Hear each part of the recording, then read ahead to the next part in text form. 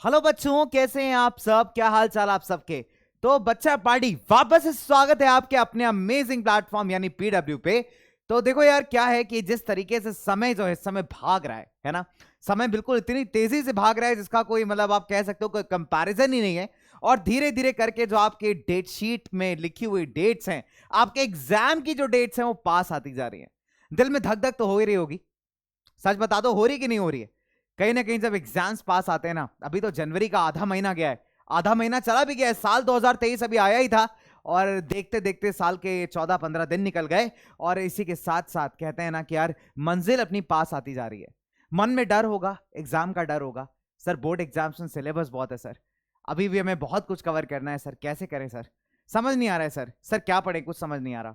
Concept पढ़े, lectures देखे, one shots देखे सर, मोस्ट इंपॉर्टेंट क्वेश्चंस पढ़े सर, या क्लास के नोट्स पढ़े सर, यार जो हमारे पास रिफ्रेशर्स पढ़े हम उनको पढ़ें सर, हम क्या पढ़े? ऐसे बहुत सारे मन में जो है ना सवाल आपके घूम रहे होंगे। चलिए एक बात बताता हूं, बहुत ही प्यारी, बहुत ही जबरदस्त। अगर मन में जब कभी किसी चीज से डर लगने लगे ना, कभी किसी चीज से डर लगने लगे, एक चीज को हमेशा ध्यान रखो कि बेटा किसी भी डर के ऊपर विजय पाना ना तुम्हारे मन के हाथ में। मतलब कहना बहुत सिंपल है, आपको लगेगा सर आप मोटिवेशन मार रहे हो आकर के यहाँ पे। सर हमारी सिचुएशन में आके देखो तो आपको पता चलेगा कि सर कितना मेहनत है एक स्टूडेंट की लाइफ में, कितना मुश्किल है आने वाले एग्जाम्स का जो डर है, जो अभी हमारा फीलिंग है। सर आप क्या ही समझोगे? बेटा मैं समझ सकता हूं, क्योंकि समझ इसलिए सकता हूं क्योंकि भाई एक ना एक टाइम पे मैंने बोर्ड एग्जाम लिखा है, आप ही की तरह लिखा है। और कहीं ना कहीं बच्चों उस बोर्ड एग्जाम को लिख करके उस स्टेज को, उस फियर को पार करने के बाद ही शायद मैं आज अपना एक्सपीरियंस आपको बता पा रहा हूं, है ना। तो वापस से आपका स्वागत है आपके अमेजिंग प्लेटफॉर्म, आपके प्यारे प्यारे पीडब्ल्यू प्लेटफॉर्म पे। और यहां पे बच्चे हम तब तक खड़े हैं आपके साथ भाई जब तक आपको इस बात पे यकीन नहीं हो जाता कि सर कल तो मैं फोड़ के आने वाला हूं एग्जाम्स में। ठीक है, तो देखो सिंपल सी बात है यार, मन के अंदर ही अगर आपने ठान लिया ना कि विजय मेरी है, तो बेटा आपको विजयी होने से कोई नहीं रोक सकता। अगर महाभारत की युद्ध में जब कह सकते हो ना, पांडवों का जो एक तरीके से, पांडव जो थे हमारे, जब एक तरीके से अधीर होने लगे, है ना, उनके भी मतलब मन में एक डाउट आ गया। वो इतने बड़े अर्जुन, इतने बड़े आप कह सकते हो धनुर्धर थे, इतने परफेक्ट थे, है ना। उनके मन में भी जब डाउट आया तो उनको संभालने के लिए श्री कृष्ण उनके साथ थे, उनके सारथी बन के। उन्होंने बताया यार कि सब कुछ तुम्हारे मन में है, सब कुछ तुम्हारे सोचने के तरीके में है, तुम किस तरीके से सोचते हो। कौरवों की सेना देखो, एक से एक बड़े महावीर, एक से एक बड़े योद्धा कौरवों की सेनाओं में थे। लेकिन अगर एक चीज जो पांडवों के साथ हमेशा थी, वो श्री कृष्ण का मोटिवेशन था, वो श्री कृष्ण की बताई हुई सही चीजें थी। और इस बात पे यकीन दिलाना था कि अगर तुमने खुद में यकीन कर लिया तो कहीं ना कहीं चाहे कितने बड़े से बड़ा कंपटीशन आ जाए, और बोर्ड एग्जाम क्यों ना आ जाए, कोई भी एग्जाम आ जाए लाइफ का, लेकिन अगर खुद पे आपको भरोसा है, खुद पे यकीन है कि यार मैं कर लूंगा, तो मैं बिलीव बता रहा हूं, सीरियसली बता रहा हूं बच्चे, आप जितने सोर्सेज हैं सबको लगाने के बाद, अपना इंटेलिजेंस लगाने के बाद, और इस यकीन के साथ कि सर मैं कर लूंगा, बेटा करके जरूर आओगे। ठीक है, तो अब उस टाइम बच्चे हम लोग बात दोबारा से करेंगे जब हम लोग देखेंगे कि आपके पेपर में क्या आता है क्या नहीं आता है। ठीक है, इसीलिए बच्चों आज एक बड़ा बढ़िया चैप्टर है आपका ज्योग्राफी का, मैन्युफैक्चरिंग इंडस्ट्रीज। ठीक है, तो उससे कुछ चुनिंदा कुछ बढ़िया सवाल मैं आपके लिए लेके आऊं। अच्छा, एक प्लस पॉइंट आपका ये है कि अगर आपने सीबीएसई का सिलेबस उठा के देखा हो तो उसमें बहुत सारा पोर्शन ऐसा है जो सीबीएसई ने कहा है हम एक्सक्लूड कर दे रहे हैं। ठीक है, तो एक्सक्लूडेड क्वेश्चंस जो है, एक्सक्लूडेड पोर्शन में कहीं ना कहीं थोड़ा टाइम खराब करना बिल्कुल समझदारी नहीं है। ठीक है, तो आज के इस पूरे लेक्चर में, यानी इस छोटी सी प्यारी सी वीडियो के अंदर कुछ हम क्वेश्चंस डिस्कस करेंगे, करीब 20-21 क्वेश्चंस डिस्कस करेंगे। एंड उसमें ट्राई किया है कि मैं आपके लिए एमसीक्यू भी लेके आऊं, आपके लिए 2 मार्कर भी लेके आऊं, एक क्वेश्चन रोड मैप आपको दूं, साथ ही साथ लास्ट में जो मैप वर्क है यानी मैप बेस्ड क्वेश्चन है, ठीक है, वो भी हम प्रैक्टिस करेंगे। सीबीएसई ने डिफाइन किया हुआ है कि हम लोकेशन और लेबलिंग के पर्सपेक्टिव से आपसे सॉफ्टवेयर टेक्नोलॉजी पार्क्स पूछेंगे, कितने पार्क्स पूछ सकते हैं वो भी सीबीएसई ने बताया है। और बिलीव मी बच्चों, ये एक ऐसा सेक्शन है जहां पे आप अपने पूरे नंबर मैप वर्क के अंदर तो श्योर कर ही सकते हो। ठीक है, और काफी ज्यादा आता है बच्चे, सॉफ्टवेयर टेक्नोलॉजी पार्क हर बार पूछा जाता है, और एक ऐसा सेक्शन है, एक ऐसा टॉपिक है जहां से आपके मैप बेस्ड क्वेश्चन का जो नंबर है ना, बिल्कुल श्योर शॉर्ट सिक्योर कर सकते हो। ठीक है, तो शुरुआत करेंगे क्वेश्चन रोड मैप से, यानी जैसे मैं कई बार अपने वीडियोस में आपको बताया है कि भैया 1 number, 2 number, 3 number, 4 number, 5 number के कौन कौन से टॉपिक्स हैं जिससे आपसे क्वेश्चन बन सकता है, सवाल पूछ सकता है, तो उसको उसी हिसाब से टाइम देना है, अपनी एनसीईआरटीज को पढ़ना है। एनसीईआरटीज जरूरी है बेटा, एनसीईआरटीज को जो तुम ठुकराओगे तो बड़ा पछताओगे, और भाई बड़ा पछताओगे, ये बात बिल्कुल फैक्ट है। तो आप कुछ भी पढ़िए, आप कहीं से भी पढ़िए, ठीक है, आप जो भी सोर्स आप लगा के पढ़ रहे हैं पढ़िए, लेकिन अपनी एनसीईआरटी की किताब जरूर उठाइए। एनसीईआरटी की किताब अगर आप उठाते हैं, चैप्टर की रीडिंग लगाते हैं, बिलीव मी बेटा, ना एजर्शन रीजन में फंसोगे, ना ही केस स्टडीज में फंसोगे। इस चीज को मैं बेट कर सकता हूं आपको। बच्चे वही फंसते हैं इन क्वेश्चंस में जो एनसीईआरटी को पढ़ के ही नहीं जाते, क्योंकि मैक्सिमम जो स्टेटमेंट आता है, जो पैराग्राफ्स आते हैं, वो आपके बुक के होते हैं, और वो भी ऐसा पैराग्राफ पिकअप करते हैं जिसके आपको कभी ध्यान जाएगा ही नहीं, क्योंकि ना ही आप उसको क्वेश्चन आंसर में उठाओगे, ना ही उसको वन मार्कर में उठाओगे। एक जनरलाइज पैराग्राफ आएगा जिसको उठा के वो केस स्टडी देते हैं, और वहां पे आप तब मतलब कहीं ना कहीं प्रॉब्लम फेस करते हो जब आपने एनसीईआरटी की किताब के पन्नों को कभी खोला ही नहीं था। ठीक है, तो एनसीईआरटी बुक की रीडिंग लगानी शुरू कर दीजिए। मैं रटने के लिए नहीं कह रहा हूं, यहां पे आपसे बिल्कुल इस बात को नहीं कह रहा हूं कि सर रटिए, बिल्कुल मत रटिए। यहां पे सिर्फ बात की जा रही है एनसीईआरटी बुक की रीडिंग लगाइए, ताकि आपको पता हो कि जब ये लाइन पूछी जा रही है तो एनसीईआरटी के किस चैप्टर से है।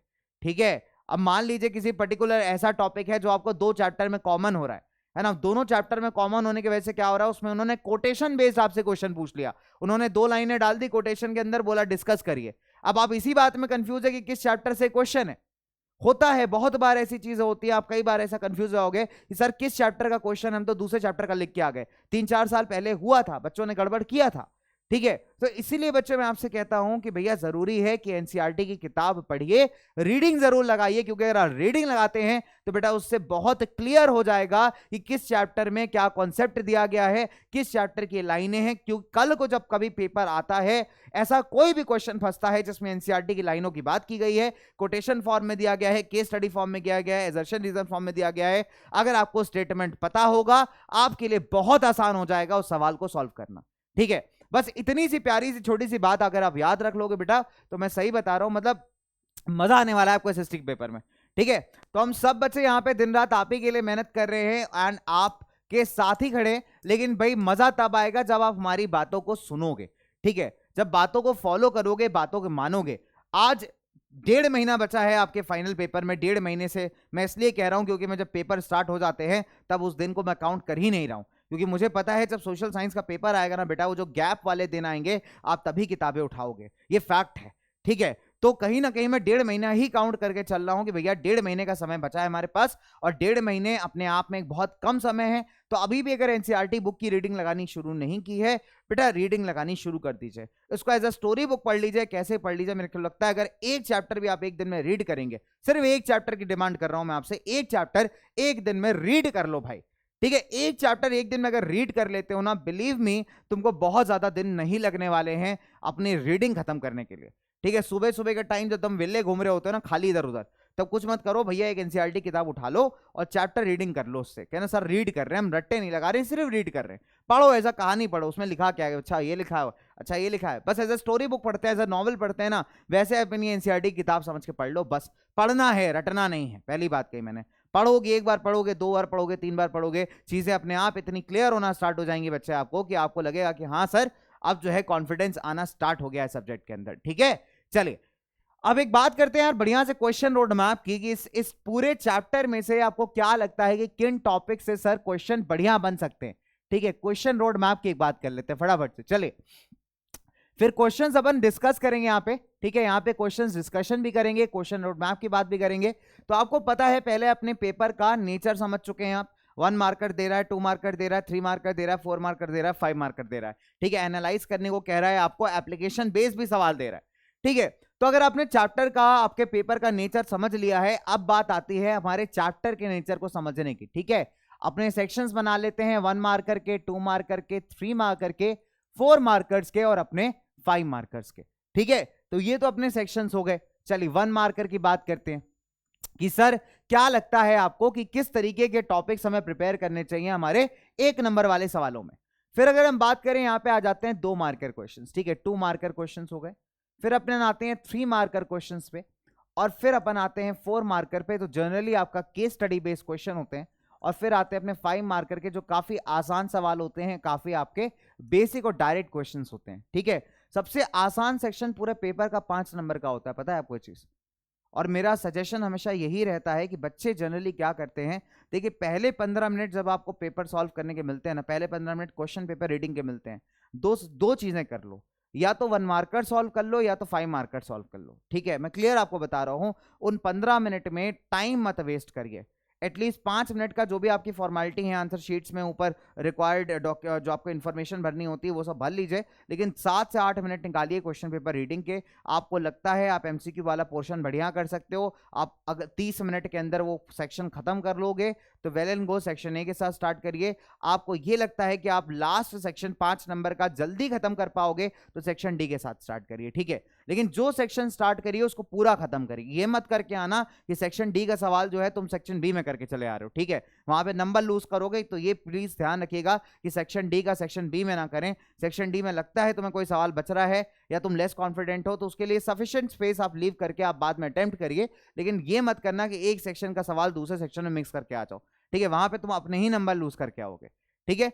सेक्शन ए पे अगर कॉन्फिडेंट हो, अगर तुम्हें लगता है पूरे एमसीक्यू तुम सॉल्व कर लोगे, तुम्हें आते हैं, कहीं नहीं अटकोगे, स्टार्ट विद सेक्शन ए, और लगता है तुम्हें सेक्शन डी में कॉन्फिडेंट हो तो भाई डी के साथ जाओ, ठीक है। मतलब ऐसे काम मत करना कि 5 नंबर वाले तुम छोड़ के आ जाओ, ये काम मत करेगा, ठीक है, क्योंकि वो बहुत नुकसान करके जाएगा आपको। 1 नंबर वाला 4 भी क्वेश्चन छूटेगा ना, कोई दिक्कत नहीं है, 5 नंबर वाले 3 क्वेश्चन छूट गए ना, 15 नंबर जाने हैं तुम्हारे। तो इस तरीके से ध्यान रखिएगा कि किसको कितना प्रायोरिटी, किसको कितना इंपॉर्टेंस देना है। फिर हम बात करते हैं, चलिए थोड़ा सा डिवीजन की, 1 मार्कर, 2 मार्कर्स, 3 मार्कर्स, 4 मार्कर्स और 5 मार्कर्स की, कि सर 1 मार्कर में क्या आ सकता है, ठीक है। देखिए 1 मार्कर की अगर हम बात करें, कि अगर हम नंबर 1 बात करते हैं, इंडस्ट्रियल लोकेशन बेस्ड क्वेश्चन, ठीक है, इंडस्ट्रियल लोकेशन पे आपसे 1 मार्क पूछ सकता है, ठीक है, इंडस्ट्रियल लोकेशन पे आपसे पूछ सकता है, इंडस्ट्री टाइप्स आप पे पूछ सकता है, ठीक है, इंडस्ट्री टाइप्स आपसे पूछ सकता है, ठीक। तो ये दो तो मैं आपको दे रहा हूं, और प्लस रैंकिंग्स आपसे पूछ सकता है, ठीक है, रैंकिंग बेस्ड क्वेश्चन आपसे पूछ सकता है, और आपके मैप वर्क, ठीक है, उससे रिलेटेड क्वेश्चन आपको 1 नंबर का मिल सकता है। तो आपके रैंकिंग बेस्ड क्वेश्चन की यहाँ पे इसका रैंक कितना है, भारत का इसमें रैंक कितना है, ठीक है, उस टाइप का क्वेश्चन आपको दे सकता है। इंडस्ट्री के कितने टाइप्स हैं, ठीक है, कितने टाइप्स पे हमने डिवाइड किया हुआ है, उस बेसिस पे आपसे पूछ सकता है। लाइक 1 मार्कर पूछ लेगा आपसे, ये ओनरशिप पे आप कितने भागों में डिवाइड करते हो, ठीक है, तो हम बता देंगे भैया public sir, private, joint sector और अपना कोऑपरेटिव सेक्टर, तो इस हिसाब से आपसे पूछ लेगा, ठीक है। तो इस टाइप के कुछ फैक्टर्स पूछ लेगा कि आपको इनमें से बोल देगा फिल इन द ब्लैंक्स करिए, ठीक है, या बताइए कि कौन से फैक्टर्स इंपॉर्टेंट है यहाँ पे with respect to industrial location. तो इस तरह का सवाल आपसे पूछ सकता है, ठीक है, एमसीक्यू बेस या फिर fill in the blanks base. तो ये पूछेगा तो बेटा 1 मार्कर्स में आपसे पूछेगा, ठीक है। फिर अगर हम आगे बच्चे आपसे बढ़ेंगे 2 मार्कर्स में, अब 2 मार्कर्स में आपसे इंडस्ट्रियल क्लासिफिकेशन को थोड़ा सा डिस्क्राइब करने को कह सकता है, ठीक है, इंडस्ट्रियल क्लासिफिकेशन। अब इंडस्ट्रियल क्लासिफिकेशन में जब आपको हो सकता है को डिस्क्राइब करने को थोड़ा सा दे, ठीक है, डिस्क्राइब करने को दे। डिस्क्राइब करने वाले क्वेश्चन का मतलब क्या हुआ, बहुत सिंपल है। मान लीजिए आपको बोल दिया कि जो है डिफरेंशिएट बताइए बेसिक इंडस्ट्रीज के बीच में और कंज्यूमर इंडस्ट्रीज के बीच में, 2 नंबर का क्वेश्चन बढ़िया बन गया आपका। या आपसे हो सकता है पूछ ले कि हम लोग बेसिकली रॉ मटेरियल के बेसिस पे इंडस्ट्रीज को कैसे क्लासिफाई करते हैं, तो आप बताएंगे एग्रो बेस्ड और मिनरल बेस्ड, ठीक है। अब जब वो 2 नंबर में आपसे एक्सपेक्ट करेगा आंसर, तो वो आपसे ये भी एक्सपेक्ट करेगा कि एग्रो बेस्ड के बारे में बताइए कि एग्रो बेस्ड इंडस्ट्री क्या होती है, यानी कि ऐसी इंडस्ट्री जो एग्रीकल्चरल प्रोडक्ट्स को जो है as a raw material use करती हैं वो कहलाती है हमारी एग्रो बेस्ड, और जो एज मिनरल्स को आपके as a raw material use करती हैं वो कहलाती हैं आपकी मिनरल बेस्ड इंडस्ट्री, ठीक है। तो इस बेसिस पे अगर आपसे पूछेगा, अगर कभी भी 2 नंबर में आपसे पूछ रहा है कि क्लासिफाई करिए, तो प्लीज उसका डिस्क्रिप्शन जरूर लग के आइएगा। सिर्फ नाम लिख करके आ जाओगे और तुम एक्सपेक्ट करोगे नंबर पूरे मिलेंगे, तो नंबर पूरे नहीं मिलेंगे, क्योंकि जिस टीचर को भी मार्किंग स्कीम दिया जाएगा उसमें क्लियरली मेंशन्ड होगा कि बच्चे ने अगर डिस्क्राइब किया है तो आप नंबर पूरे दीजिए। 1 नंबर में पूछेगा तो नाम लिख के आ जाओगे, चल जाएगा भाई, लेकिन 2 नंबर में अगर क्वेश्चन पूछता है तो प्लीज उसको डिस्क्राइब जरूर करके आइएगा, ठीक है। फिर अगर हम बात करें इंडस्ट्रियल क्लासिफिकेशन आपसे पूछ सकता है। फिर आपसे बात करें प्रॉब्लम्स टू डिफरेंट इंडस्ट्री, इस पे आपसे क्वेश्चन पूछ सकता है, ठीक है, प्रॉब्लम्स टू डिफरेंट इंडस्ट्री। देखिए अब अलग अलग इंडस्ट्री के हर एक कोई दिक्कत है, ठीक है, हर एक कोई प्रॉब्लम है कि किसी के पास पावर नहीं है, किसी के पास प्रॉपर इंफ्रास्ट्रक्चर नहीं है, किसी के पास क्वालिटी अच्छा नहीं है। तो इस तरीके के जो प्रॉब्लमेटिक इश्यूज आ रहे हैं हमारे अगले अलग अलग इंडस्ट्रीज को, वहां पे आपसे क्वेश्चन पूछ सकता है, वहां पे आपसे सवाल पूछ सकता है, ठीक है। फिर अगर हम लोग बच्चों यहाँ पे बात करें, फिर अगर थोड़ा सा और आगे बात करें, बात आती है यहाँ पे 3 नंबर वाले सवालों की, ठीक है। अब 3 नंबर वाले सवाल में आपसे क्या पूछेगा, ये भी आपके दिमाग में चल रहा होगा, ठीक है। तो 3 नंबर वाले सवाल में अगर आप देखेंगे तो हमारा ऑटोमोबाइल इंडस्ट्री एक अच्छा टॉपिक है जिससे 3 नंबर से पूछ सकता है आपसे, ठीक है, ऑटोमोबाइल से आपसे पूछ सकता है। फिर अगर मैं बात करूं आईटी इंडस्ट्री से आपसे पूछ सकता है, एक अच्छा फॉरेन एक्सचेंज अर्नर है हमारा, तो आईटी इंडस्ट्री से आपसे पूछ सकता है, इसके डिस्ट्रीब्यूशन के ऊपर पूछ सकता है सवाल कि कहाँ कहाँ कैसे कैसे हमारी आईटी इंडस्ट्री जो है डिस्ट्रीब्यूटेड है, कहाँ कहाँ पे आपको आईटी इंडस्ट्री मिलती है। तो इस बेसिस पे आपसे सवाल पूछने के चांसेस इसके काफी ज्यादा अच्छे हैं। या फिर एक और अच्छा प्यारा टॉपिक है जिससे आपसे सवाल पूछ सकता है, वो आपसे पूछ सकता है बेटा टाइप्स ऑफ पोल्यूशन पे। ठीक है, आपसे पूछेगा कि सर टाइप्स ऑफ पोल्यूशन बताइए कि कौन कौन से जो है आपके पोल्यूशन कॉज होते हैं आपके इंडस्ट्री से। ठीक है, तो इंडस्ट्री से किस प्रकार के प्रदूषण क्रिएट होते हैं, किस प्रकार के पोल्यूशन कॉज होते हैं, इसमें भी आपके 3 नंबर के क्वेश्चन पूछ सकता है। हो सकता है आपसे इंडिविजुअल पूछ ले, आपसे ऐसा बोल दे कि industries are a great source of noise pollution, explain by giving examples. हो सकता है आपसे 3 नंबर का इंडिविजुअल क्वेश्चन आ जाए। ठीक है, हो सकता है ये भी पॉसिबल है कि भैया आपसे 5 नंबर का एक कंसोलिडेट क्वेश्चन पूछ ले, discuss in detail how industries are a major cause of pollution. ठीक है, और the different types of pollution they cause, 5 number का कंसोलिडेटेड क्वेश्चन। या फिर इंडिविजुअली भी आपसे पूछ सकता है 3 नंबर के अंदर कि बताइए थर्मल पोल्यूशन क्या चीज है ना। थर्मल के चांसेस ज्यादा इसलिए मैं कह रहा हूं क्योंकि वाटर बहुत कॉमन है, एयर बहुत कॉमन है, जनरली बच्चा लिख सकता है। ठीक है, तो थर्मल एक ऐसा है जहां पे थोड़ा सा घुमाया जा सकता है पेपर को। तो थर्मल पोल्यूशन पे आप बताइए कि क्या रीजन है, उसके क्या इंपैक्ट है, क्या कॉन्सिक्वेंस पड़ता है। ठीक है, ऐसा बोलेगा आपसे कि thermal pollution leads to the disruption aquatic ecosystem. ठीक है, अभी थोड़ा भारी भरकम स्टेटमेंट बन गया, भैया एक्वाटिक इकोसिस्टम को थर्मल पोल्यूशन खराब कर रहा है। देखिए उसने पूछा वही सवाल है लेकिन आपसे घुमा के पूछा है, पूछना वही चाह रहा है कि थर्मल पोल्यूशन क्या होता है और थर्मल पोल्यूशन के इंपैक्ट क्या होते हैं, उसको बचाया कैसे जा सकता है, पूछना आपसे यही चाह रहा है लेकिन पूछेगा आपसे थोड़ा घुमा करके। तो यहां पे मेन कंसेप्ट जो है ना क्वेश्चन का, वो आपको दिमाग में रखना है। अगर आप वो दिमाग में रखते हैं तो बड़ी आसानी से आप सवाल क्रैक कर लेंगे। ठीक है, अच्छा अब आगे बात करते हैं। यहाँ पे अब आता है 4 मार्कर जनरली जो आपका केस बेस्ड स्टडी होता है। ठीक है, 4 मार्कर की अगर हम बात करें तो जनरली अपना केस स्टडी बेस्ड जो क्वेश्चन आता है। अब इसमें ना एक लाइकेबिलिटी बड़ी अच्छी बनती है, वो है एनटीपीसी वाले एग्जाम्पल की। ठीक है, एनटीपीसी एग्जाम्पल इसको मैंने लिया है आज केस स्टडी में, इसे देखेंगे किस हिसाब से क्वेश्चन बन सकता है, क्योंकि बड़ा अच्छा एग्जाम्पल है जिससे 4 नंबर का सवाल बड़ी आसानी से बनाया जा सकता है। बेटा सीबीएसई में भी जो पेपर बनाता है, जब हम पेपर क्रिएट करते हैं तो हम इस बात को ध्यान रखते हैं कि यार ये टॉपिक क्या सेटिस्फाई करेगा इस कंडीशन को कि 4 नंबर का मैं उससे पूछूं। तो ये बड़ा इंपॉर्टेंट है कि क्या उस टॉपिक में वजन है कि इससे 4 नंबर का क्वेश्चन बनाया जा सकता है। देखिए जिस टॉपिक में वजन है, मतलब कंटेंट लगेगा, हाँ भाई इसमें भारी भरकम कंटेंट है, उन्हीं को टॉपिक्स को बच्चे हम लेते हैं केस स्टडी के अंदर या फिर आपके जो लॉन्ग आंसर्स होते हैं उनके अंदर। ठीक है, हल्के फुल्के टॉपिक उठा के केस स्टडी कभी नहीं बनता। देखो केस स्टडी कभी कभी ऐसा भी होता है कि सैंपल पेपर में तो बहुत डिफिकल्ट दे देगा आपको और एक्चुअल पेपर में इतना हलवा दे देगा। जैसे लास्ट ईयर हुआ था, लास्ट ईयर का पेपर उठा के देखो, सैंपल पेपर का केस स्टडी पढ़ो एक बार और आपके फाइनल पेपर का केस स्टडी पढ़ो। फाइनल पेपर का केस स्टडी इतना डायरेक्ट था कि मतलब ऐसा फ्री का नंबर था बिल्कुल। ठीक है, तो मैं ये नहीं कह रहा हूं कि इस बार भी ऐसा होने वाला है, ऐसे एक्सपेक्टेशन मत रख के जाना, बिल्कुल भी नहीं, because expectations hurt you know. ठीक है, तो एक्सपेक्टेशंस मत रख के जाइएगा, अपना प्रिपरेशन का लेवल आप अच्छा रखिए, अपने आप आपको चीजें आसान मिलेंगी। और मैंने आपको यही बताया कि सीधा सिंपल सा जो मैजिकल ट्रिक है वो ये है कि एनसीईआरटी रीडिंग को स्टार्ट कर दीजिए। ठीक है, तो ये तो मैंने आपके लिए 4 नंबर में अच्छा निकाल के रखा है कि आप एनटीपीसी वाला एग्जाम्पल ले सकते हैं। अच्छा 5 नंबर में यहां क्या लिया जा सकता है। ठीक है, 5 नंबर में एक तो इंपॉर्टेंस ऑफ मैन्युफैक्चरिंग में थोड़ा सा लेके जाऊंगा फॉर श्योर। ठीक है, इंपॉर्टेंस ऑफ मैन्युफैक्चरिंग। ठीक है,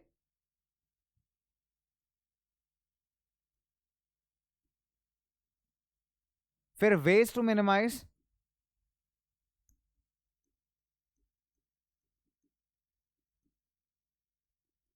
इंडस्ट्रियल पोल्यूशन,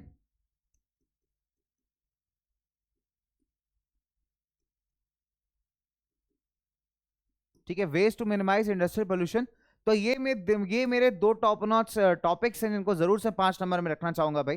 ठीक है, तो ये एक आपका क्वेश्चन रोड मैप हो गया पूरे चैप्टर का कि इस तरीके से मतलब हम टॉपिक्स को डिवाइड कर सकते हैं, अपने समय को डिवाइड कर सकते हैं और अकॉर्डिंगली बच्चे हम समय डेडिकेट कर सकते हैं। ठीक है, तो आपके लिए भी काफी आसान हो जाएगा, यानी आपके लिए काफी ईजी हो जाएगा यहाँ पे कि जब आप चैप्टर पढ़ने जाएंगे। तो मैंने बहुत सारे वीडियोज में रोड मैप्स बताए हैं। ठीक है, तो इन रोड मैप्स को आप सामने रखिए, आप खुद देखिएगा कि अपने समय को कितना बेहतर आप मैनेज कर पा रहे हैं, कितने बेहतर तरीके से चैप्टर को आप पढ़ पा रहे हैं। ठीक है, तो अगेन मेरा पॉइंट सेम है कि एनसीईआरटी रीडिंग जरूरी है। चलिए अब चलते हैं हमारे आज के वीडियो के 3rd सेक्शन पे। हमारा आज का 3rd सेक्शन है हमारे क्वेश्चन और आंसर्स। ठीक है, अब हम स्टार्ट करेंगे बेटा एमसीक्यू से, करीब 14-15 एमसीक्यूज मैं आपके लिए लेके आया हूं। ठीक है, एमसीक्यूज के बाद हम थोड़े से 2 मार्कर करेंगे, थोड़े 3 मार्कर करेंगे, फिर थोड़ा सा 4 मार्कर का एक स्टडी करेंगे, 5 मार्कर भी क्वेश्चन करेंगे और फिर लास्ट में हम लोग अपना मैप करेंगे। ठीक है, यानी कि हमारा मस्त वाला नक्शा करेंगे। ठीक भाई, तो ये होने वाला है पूरा फ्लो। अच्छा वीडियो को नाम बच्चे लास्ट तक देखना बिकॉज मजा आएगा, आप साथ साथ आंसर्स करते चल सकते हैं। ठीक है, तो आपके आंसर करने का तरीका आपकी कमेंट सेक्शन पे है, तो आप कमेंट सेक्शन पे आइए और आंसर करिए। ठीक है, चलिए तो मैं एक काम करता हूं, यहाँ पे आई थिंक मेरे पास टाइमर का ऑप्शन होगा, अगर मेरे पास टाइमर का ऑप्शन है, जी हाँ बिल्कुल है। ठीक है, तो यहाँ पे एक काम करते हैं, टाइमर बेस्ड क्वेश्चंस करते हैं हम लोग, ठीक है। ये 1 तो बहुत ज्यादा हो गया यार, 1 तो बहुत कम हो गया, तो 0। मैं आपको कितने सेकंड्स दूंगा, let's give you some less amount of seconds, ठीक है। तो ये क्वेश्चन आपके सामने है, ओके, क्वेश्चन आपके सामने है। चलिए, तो आपको एक आंसर के लिए I will give you 15 seconds, ठीक है। नहीं, 15 ज्यादा हो गए, ठीक है। आपको एक आंसर के लिए देते हैं, चलिए 12 सेकंड देते हैं, 10 सेकंड्स देते हैं, 10 बहुत है, ठीक है। चलो, तो आप सोच रहे हो कि सर आप वो कम करते जा रहे हो, सेकंड्स कम करते जा रहे हो, ठीक है। तो बहुत सिंपल है भाई, रिंग नहीं करना है, रिंग नहीं करना है, नहीं तो रिंग बजने लगती है यहाँ पे, ठीक है। तो ये आई थिंक आप टाइमर देख पा रहे हो। तो पहले क्वेश्चन को रीड करेंगे, रीड करने के बाद जो है टाइमर स्टार्ट करेंगे, ठीक है। क्वेश्चन नंबर 1 पढ़ते हैं एक बार। The contribution of manufacturing to the GDP of some East Asian economies is dash. 4 option है आपके पास, 25 से 35%, 5 to 10%, 5 to 15% या अब 50%। चलिए, अब आपका समय शुरू होता है अब। फाइन, 10 सेकेंड है आपके पास, ठीक है। तो आपका समय शुरू होता है अब। देखते हैं बच्चे क्या आंसर करते हैं आप लोग। तो कंट्रीब्यूशन मैन्युफैक्चरिंग सेक्टर का ईस्ट एशियन कंट्रीज के जीडीपी में कितना है? आपका टाइम हो गया है अब। अच्छा, आपका टाइम हो गया ना अब, ओके, अब तो हो गया ये। चलिए, बहुत ही बढ़िया। तो आपका टाइम हो चुका है एंड 6 7 नहीं तो बढ़ता जा रहा है। चलिए, तो आपका टाइम हो चुका है अब। एंड फाइनली बच्चों, जो करेक्ट आंसर होना चाहिए वो क्या होना चाहिए बेटा? करेक्ट आंसर इज आपका 25 to 35%, ठीक है। तो यही एक हमारा मैटर ऑफ कंसर्न है, क्योंकि हम लोग एक्सपेक्ट कर रहे हैं कि हमारा मैन्युफैक्चरिंग सेक्टर जो है करीब 12% पर एनम के हिसाब से ग्रो करना चाहिए, लेकिन ऐसा हो नहीं रहा है। 2003 के बाद से मैन्युफैक्चरिंग सेक्टर ने ग्रोथ दिखाया है, लेकिन कहीं ना कहीं अगर आप देखेंगे तो गवर्नमेंट इन्वेस्टमेंट है यहाँ पे बढ़ाने की जरूरत है। जब से प्राइवेटाइजेशन किया गया है चीजों का, तो मैन्युफैक्चरिंग सेक्टर बूस्ट किया है, ठीक है। लेकिन फिर भी जो necessary amount of boost required है अभी भी हमारे सेक्टर को नहीं मिल पा रहा, ठीक है। तो करेक्ट आंसर था 25 से 35%, यानी ऑप्शन नंबर ए। अब आगे चलते हैं, ठीक है, सेम क्वेश्चन करेंगे। Industrial location are influenced by the availability of dash, market, labour, raw material, all of the above. आपका समय स्टार्ट हो चुका है, ठीक है। 10 9 8 7 6 5 4 3 2 1 1, ओके फाइन, कूल। सो टाइम एंड्स नाउ। तो अब बताइए इंडस्ट्रियल लोकेशन के लिए कौन कौन से फैक्टर जरूरी हैं? तो बच्चे देखिए, इंडस्ट्री के लोकेशन के लिए सारे के सारे फैक्टर जरूरी हैं। पहली बात तो ये है कि भैया रॉ मटेरियल आसानी से मिल जाए, बिकॉज अगर रॉ मटेरियल का ही कॉस्ट आप देखेंगे बच्चे, कहीं ना कहीं अच्छा नहीं होगा। अगर रॉ मटेरियल का कॉस्ट काफी महंगा होगा तो वहां पे बच्चे कॉस्ट ऑफ प्रोडक्शन बढ़ेगा ना। तो रॉ मटेरियल, लेबर, मार्केट सब अवेलेबल बढ़िया तरीके से हो गई, तो बच्चे आप देख सकते हैं कि इंडस्ट्री को लोकेट करना काफी आसान है यहाँ पे, ठीक है।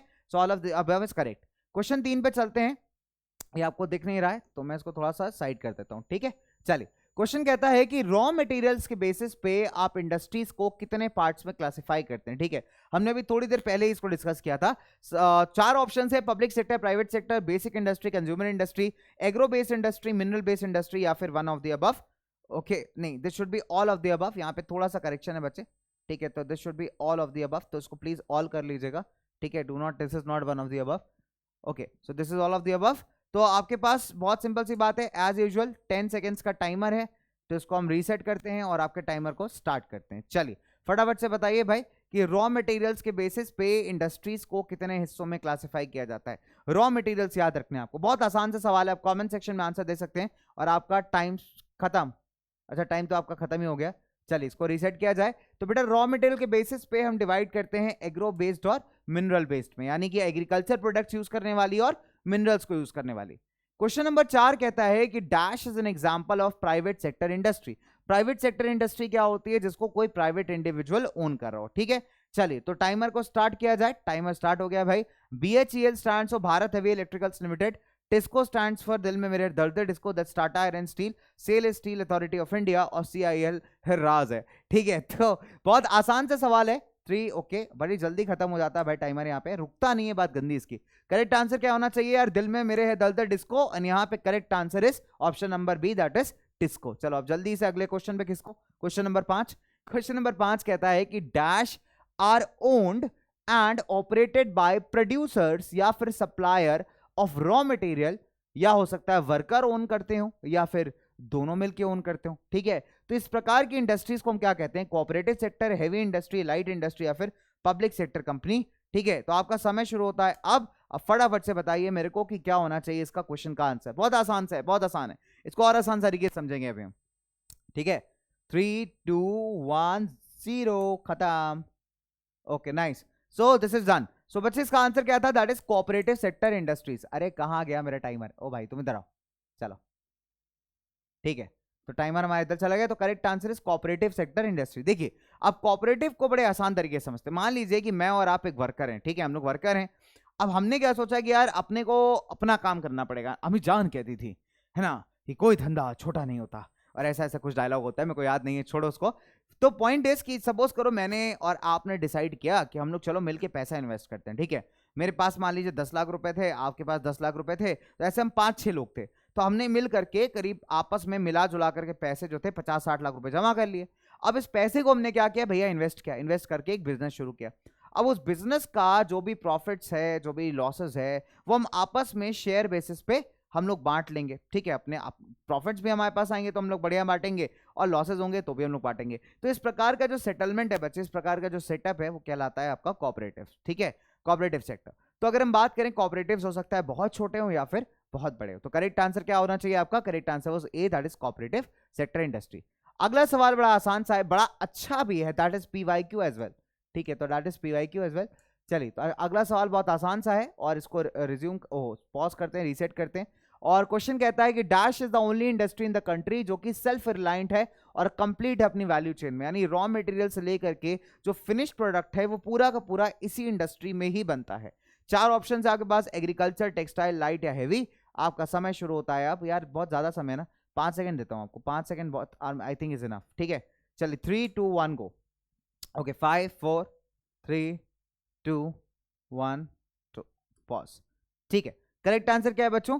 That is your textile industry. तो अगर आप टेक्सटाइल इंडस्ट्री को देखेंगे तो बेटा रॉ मटेरियल भी यहीं पे आता है, उसकी प्रोसेसिंग भी यहीं उपयोग होती है, फाइनल प्रोडक्ट की बात करेंगे तो भी वो यहीं बनता है। तो यानी रॉ मटेरियल से लेकर के जो फाइनल प्रोडक्ट तक का सफर है वो सारा का सारा कहां होता है? आपके वन सिंगल इंडस्ट्री में, that is your textile industry. ठीक है, अगले सवाल पे आते हैं। Dash is the second largest industry in India in terms of employment generation, यानी एग्रीकल्चर के बाद, प्राइमरी सेक्टर के बाद दूसरे नंबर पे अगर कोई ऐसी इंडस्ट्री है जो सबसे ज्यादा एम्प्लॉयमेंट प्रोवाइड करती है, तो यही इंडस्ट्री कौन सी होनी चाहिए? बहुत आसान सवाल है, आईटी, सेमीकंडक्टर, एग्रीकल्चर या टेक्सटाइल। तो आपका समय शुरू होता है अब, एंड हियर वी गो। चलिए बताइए फटाफट से, टिक टिक टिक टिक, समय की घड़ी चल रही है, फटाफट से बताओ, फटाफट से बच्चों। ओके, क्या बात है, पॉज इट, फाइन। तो करेक्ट आंसर क्या होना चाहिए यार? फिर से अपनी प्यारी राज दुलारी, यानी कि हमारी टेक्सटाइल इंडस्ट्री। भैया टेक्सटाइल इंडस्ट्री, समझ रहे हो? करेक्ट आंसर क्या है भाई हमारा यहाँ पे? Option number D, that's textile. Textile industry करीब 35 मिलियन लोगों को यहाँ पे जॉब प्रोवाइड करती है। भारत की सेकंड इंपॉर्टेंट, सेकंड लार्जेस्ट आप कह सकते हैं एम्प्लॉयमेंट प्रोवाइडिंग सेक्टर है, राइट। चलिए अगले सवाल पे चलें, क्वेश्चन नंबर 8 पे। टेक्सटाइल इंडस्ट्री का भारत के जीडीपी में कंट्रीब्यूशन कितना है? 20%, 15%, 4% या 10%? आसान सवाल है, कई बार पूछा भी गया है। चलिए आपसे शुरुआत करते हैं, बात करते हैं आपसे, क्या होना चाहिए इसका करेक्ट आंसर कि भारत की जीडीपी में टेक्सटाइल सेक्टर का आपका कंट्रीब्यूशन कितना है? फटाफट से बताओ जल्दी से, कम ऑन। 20, 15, 4 या 10? ओके, दैट्स रियली नाइस, बहुत बढ़िया बच्चों, क्या बात है। अरे यार ये पॉज करना भूल गया मैं। चलो, तो करेक्ट आंसर क्या है बेटा? 4%। ठीक है, तो भारत की जीडीपी में जो टेक्सटाइल सेक्टर का कंट्रीब्यूशन है कितना है? वो आपका 4% है। फिर अगर हम आगे बात करें क्वेश्चन नंबर 9 की, पहला ऐसा सक्सेसफुल टेक्सटाइल मिल की शुरुआत कहां पे की गई थी 1854 में? बॉम्बे, कलकत्ता, सूरत या फिर मद्रास? देखिए टेक्सटाइल की बात हो रही है, कॉटन टेक्सटाइल्स की बात हो रही है जनरली, तो आप दिमाग में कभी भी जब एलिमिनेशन लगाइए, ठीक है, कभी भी मान लीजिए आप फंस जाते हैं क्वेश्चन के अंदर, आपको नहीं समझ में आ रहा है कि सर कौन सा ऑप्शन करना चाहिए, तो आप स्मार्ट एलिमिनेशन लगा सकते हैं। अगर आप कॉटन टेक्सटाइल्स की बात करें तो आप देखेंगे कि स्टार्टिंग में जो आपकी इंडस्ट्री है ये महाराष्ट्र और गुजरात की कॉटन ग्रोइंग बेल्ट्स में जो है काफी अच्छी तरीके से कॉन्सेंट्रेटेड है। कॉटन टेक्सटाइल्स में अगर हम बात करेंगे, आपको यह भी पता है कि कॉटन एक ऐसा क्रॉप है जो कि ब्लैक सॉइल रीजन में मिलता है, और ब्लैक सॉइल रीजन में मिलने वाले अगर आप यहाँ पे ऑप्शंस देखें तो कुछ ही 2 ही ऐसे ऑप्शंस हैं जो आपको बहुत ज्यादा ब्लैक सॉइल रीजन में मिल सकते हैं। ठीक है, तो पहले तो आप उन 2 ऑप्शंस को चूज कर लीजिए और बाकी को एलिमिनेट कर दीजिए, फिर उसमें से भी आपको डिडक्ट करना पड़ेगा कि भैया 1854 में पहला सक्सेसफुल टेक्सटाइल मिल कहां शुरुआत हुई थी, and then you get the answer. ठीक है, लेकिन ये एलिमिनेशन आपकी प्रॉब्लम को थोड़ा सॉल्व कर सकता है। चलिए फिलहाल हम लोग इसको रीसेट मारते हैं और आपकी दोबारा से स्टार्ट करते हैं। चले तो देखते हैं भाई फटाफट से, 3 2 1 एंड पॉज। नाइस। तो बच्चे करेक्ट आंसर क्या है? That is Bombay. तो एलिमिनेट करना होता तो मैं कलकत्ता को और मद्रास को ऐसे एलिमिनेट कर देता, राइट। तो मेरे पास दो ही बचते, या बॉम्बे या सूरत। करेक्ट आंसर था बॉम्बे। ठीक है, चलिए क्वेश्चन नंबर टन टनाटन टन टन तारा पे आते हैं। क्वेश्चन कहता है कि अर्ली इयर्स में जो कॉटन टेक्सटाइल इंडस्ट्री था, that was concentrated in the cotton growing belt of dash and dash. तो जिसने पिछले सवाल में मेरी बात ध्यान से सुनी है उसके लिए आंसर सेकंड्स में हो जाएगा। ठीक है, आप लोग बस क्वेश्चन नंबर लिख के ना मुझे ऑप्शन लिख सकते हो, मतलब ऐसा जरूरी नहीं है कि पूरा पूरा कमेंट सेक्शन में पूरा पूरा आंसर टाइप करो। मुझे पता है बहुत हेक्टिक टास्क है और किसी को भी बहुत बोरिंग लग सकता है। तो आप सिर्फ जैसे क्वेश्चन नंबर 10 है ना, क्वेश्चन नंबर 10 आप आंसर सी आप ऐसे लिख सकते हो, सर 10.c ऐसे कर दो, या क्वेश्चन 10c आप ऐसे लिख दोगे तो भी मुझे समझ में आ जाएगा कि अच्छा सर सर मतलब इसका आंसर ये है। ठीक है, तो इस तरीके से मुझे कॉमेंट सेक्शन समझ में आ जाएगा कि हाँ भाई आपने यहाँ पे आंसर दिया है। तो करेक्ट आंसर क्या होना चाहिए इसका? बहुत आसान है यार, इसके लिए पक्का 5 सेकंड ही देने वाला हूं। चलो 5 4 3 2 1 00 हाफ। अच्छा ठीक है, हो गया। तो करेक्ट आंसर क्या था इसका? करेक्ट आंसर बहुत सिंपल है यार, Maharashtra and Gujarat, the cotton growing belts of Maharashtra and Gujarat. ठीक है, चलिए बहुत ही सिंपल। तो इसी के साथ नेक्स्ट सवाल पे चलते हैं भाई, क्वेश्चन नंबर 11 पे। Which of the following is not a centre of silk industries? ठीक है, देखिए बहुत आसान से सवाल है। सिल्क एक सर्टेन एरिया में पाई जाती है। चलिए अगर आप एज अ लेमैन से भी पूछेंगे ना कि भैया सिल्क की साड़ी लेनी है कहाँ जाना चाहिए, तो वो कुछ सर्टेन एरियाज है जो आपको रिकमेंड करेगा। तो जो रिकमेंडेड एरियाज हैं उसको इस ऑप्शन से हटा दीजिए, तो आपके पास एक ही ऐसा ऑप्शन बचेगा जो आपका आंसर है। ठीक है, ऐसे स्मार्ट एलिमिनेशन लगा सकते हैं अगर आपको कॉन्सेप्ट पता है लेकिन आप एग्जैक्टली आंसर नहीं याद कर पा रहे। ठीक है, चलिए इसके लिए भी मैं 5 सेकंड दूंगा, बहुत ही सरल सा आसान से सवाल है। चलिए 5 सेकंड की बात है यार, 5 सेकंड में फटाफट से वाइंड अप करो उसको। 5 4 3 2 1 ओके, क्या बात है, स्वाहा, खत्म। तो बच्चे करेक्ट आंसर इज औरंगाबाद। देखिए बहुत सिंपल है बेटा, बनारसी साड़ी फेमस है, बनारसी सिल्क की साड़ी, मैसूर की सिल्क फेमस है, then Bankura is also famous for the production. Aurangabad generally एक ऐसे जंक्शन में आता है, एक ऐसे एरिया में आता है जो जाना जाता है अपने मिनरल वेल्थ के लिए। ठीक है, तो ये बिल्कुल अटपटा सा ऑप्शन है कहीं ना कहीं, राइट। चलिए धोनी में देखा है, औरंगाबाद से मिलने जाता है ना MS धोनी में, देखा है कि नहीं देखा है? देखा है भाई, औरंगाबाद आए हैं, मिलने का प्लान हो तो बताइए।